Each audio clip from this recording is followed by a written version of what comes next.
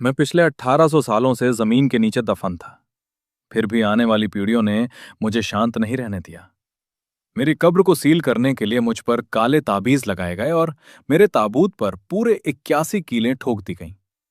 मेरी गलती सिर्फ इतनी थी कि ड्रैगन टाइगर माउंटेन के तीसरी पीढ़ी के गुरु होने के नाते मैंने अपने पूर्वजों की तरह स्वर्ग जाने की कोशिश की थी। लेकिन उस प्रक्रिया में कुछ गड़बड़ हो गई और मेरा शरीर एक खौफनाक रूप में बदल गया।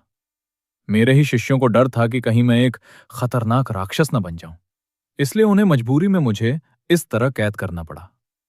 लेकिन उन लोगों ने सपने में भी नहीं सोचा होगा कि मेरी इस हजारों साल की शांति को आज कुछ लालची कब्र लुटेरे तोड़ने वाले थे।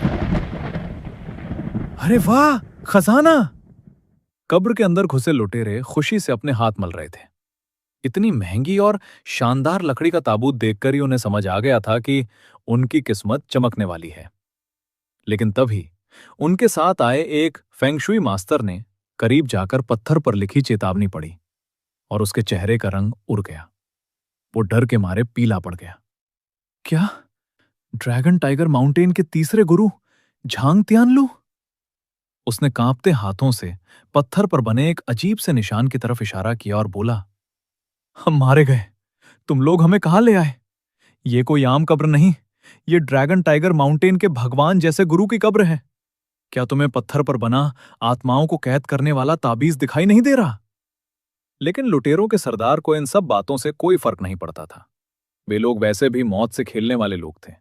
सरदार ने ठहाका मारते हुए कहा, भार में गए तुम्हारे गुरु और भगवान। यहां अगर खुद यमराज भी आ जाएं तो भी मैं ये खजाना लूटे बिना नहीं जाऊंगा। चलो, खोलो इस ताबूत को।